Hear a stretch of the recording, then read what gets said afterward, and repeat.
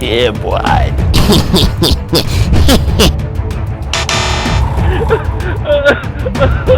Imagine waking up in a warm, cozy bed. Servants arrive and wait on you, bringing everything you need right to your bedside. Your only plan for the day is to cruise your Lamborghini through the city street. Maybe flirt with a few attractive women along the way, just because you can. But in the middle of all that luxury, boredom creeps in, and you suddenly find yourself asking, how did the ultra-rich of the ancient world entertain themselves? You mean, what could they actually do? Watch grand theatrical performance? Or visit luxurious brothel? Or did they just stray through the street? Or farming while all the dirt poor peasants look on? If that is what you think, you're wrong. Because wealth in the ancient world was something entirely different and nothing like what you're imagining. It wasn't just about soft beds, lavish meal, or servants waiting on your every command. It was absolute powers, the power to decide the fate of other people. And every display of wealth became a carefully staged performance designed to show you off. But fear was always lurking in the background. Alright, let's start with ancient Rome first. You are a Roman senator in 100 AD. You wake up at dawn not because you're hardworking, it's because you are trapped in one of the most ruthless power hierarchies. That morning, hundreds of people were already gathered outside your house, hoping to ask you for a favor. This daily ritual was known as the salutatio. Fun fact, the word salute, used to show respect to a superior, traces its origins back to this word. The senator was like a miniature king, holding his own version of a royal court every morning. The senator would also sit and listen as the commoner bowed their heads and showering him with flattery. Afterward came the sporterly, small handout of monies or food distributed to the crowd. This was the closest thing the ancient world had to today's idea of aura farming. In today's world, you would call it your follower. In more technical terms, it was the power to manipulate the masses. While the senator was putting on his shit show, his wife was already beginning her own day. She had it just as rough as she could spend hours having her hair painstakingly styled into buildings. Among Rome's upper class, having an extravagant hairstyle was a badge of a symbol of status. Even some slaves known as onatrices, whose sole job was to spend hours maintaining their elaborate hairstyles. Their mission was simple: make your hairstyle as extravagant as possible. It was the absurd that even Pliny the Elder, the man who compiled the famous Natura Historia, devoted several passages to complain about this outrageous hairstyle. So maybe complaining about having to wait for your girlfriend isn't exactly a modern problem after all. Alright, now let's step into ancient Egypt, where the wealthy began their morning in a far more spiritual way. They could spend hours and hours carefully lining their eyes with powders. But don't think it was just for looks, it was also for survival. In ancient Egyptian belief, it was also a protective ritual. Just look at the eyes of Horus. That tells you everything. It was also believed to help protect the eyes from infection caused by the desert dust and sun. Meanwhile, in ancient Greece, the Greek elite were obsessed with buying the gods' favor. Every wealthy would spend a fortune trying to secure the exclusive favor of a patron god. And what was the god jobs? Pretty much everything. If your business went to hell or your ship sank, you blamed the god. Then your patron god was the one accused of slacking off. So the only solution was to throw even more gold and lavish offerings into the temple, just to convince the god to get back to work. Well, it seems we had the concept of VIP benefits long before the term even exists. Next, I thought wealth had to be displayed through something truly extravagant.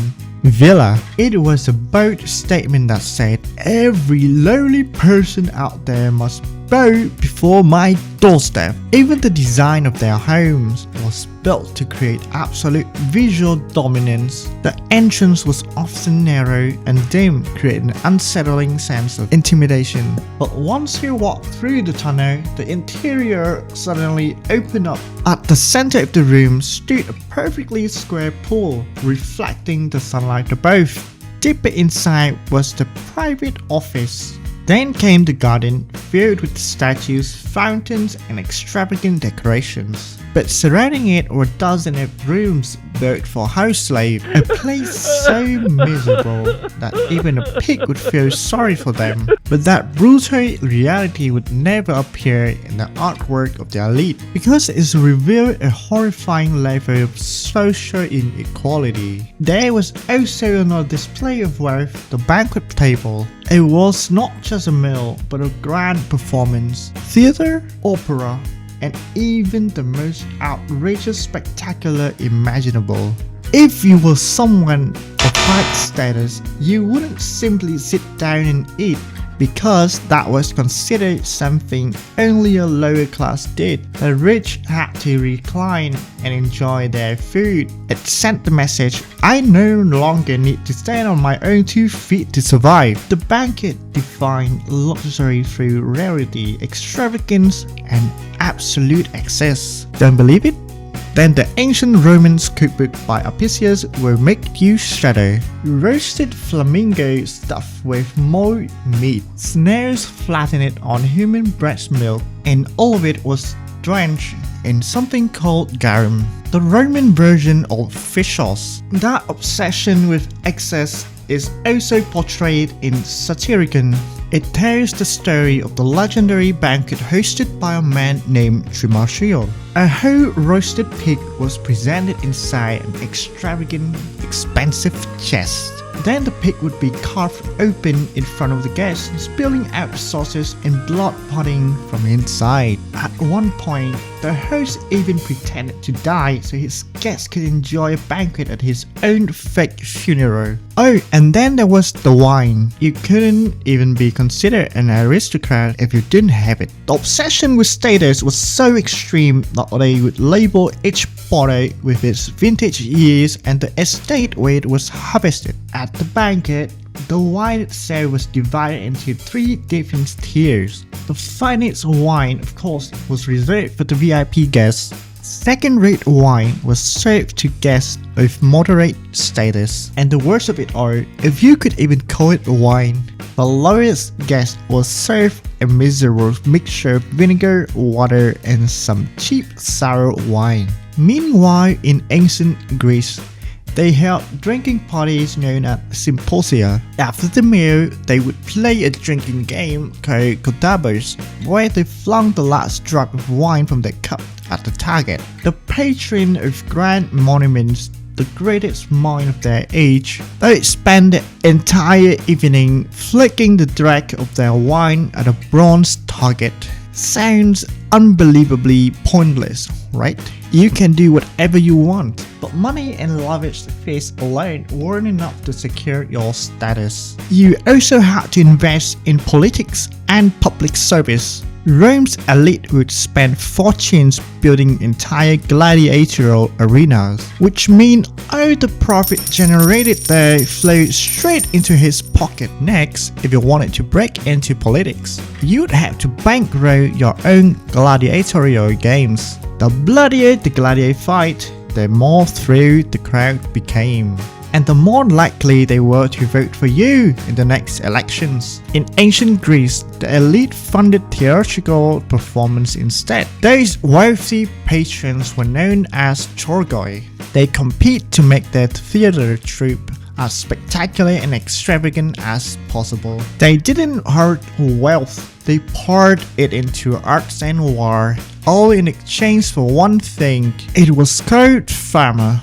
Now you know where the word fame comes from. They even had private bathhouse built inside their own villas. They even kept entire teams of slaves just to shave, groom and pamper them. And guess what they used all of that grim scrape of those old rich guys' body for? They packaged it up and sold it as souvenir. The poor would buy and smear it on their face, hoping it would bring them beauty or good luck. Another famous example is Queen Cleopatra, who was said to bath in donkey's milk every single day. To keep that routine going, she supposedly maintained between 200 and 700 donkeys just to provide fresh milk every day. Wealth even reshaped the way people travel through the street. If you were rich, why would you ever need to hurry? Rushing was seen as a sign of poverty, of someone forced to struggle just to survive. The sole purpose of stepping out in public was to make everyone stop and stare at you. Even the toga they wore was a symbol of wealth, because this wasn't a garment that you could wear by yourself. It took 2 or 3 slaves just to dress you in. But beneath all that luxury, they lived in constant fear. It was the fear of maintaining their image and the fear of everything collapsing. Back then, there were no safety nets like unemployment, bankruptcy laws, or modern corporate protections. If your business venture happened to collapse, or if you angered the ruling class, then your wealth could vanish overnight through confiscation or financial ruin. That's why they constantly pour their money into investment and banking to build and secure powerful connections. The more allies they had, the more secure their throne and positions of power became. The greater their reputations and the stronger their network of allies, the more protected they became against the chaos of their time. Finally, we must not forget the foundation that created the ultra-rich in the first place. A plate of food, a magnificent monument, and a beautiful garden. All of them were built by the 99% of the populations who live in poverty. Pliny recorded the brutal divide between the rich and the poor during that era. One wealthy man, even after his fortune has declined, still left behind 4,116 slaves when he died. Yes, the ratio was 1 to 4,116, and those people were treated as objects, luxurious creations and ancient artworks that we still admire today. In reality, they were built upon the blood and tears of millions of suffering people. The rich also had one more privilege, the very one I mentioned at the beginning. They spent their time enjoying life however they wanted, and you are doing exactly the same things in the 21st century, working like a beast, all in exchange for something called financial freedom.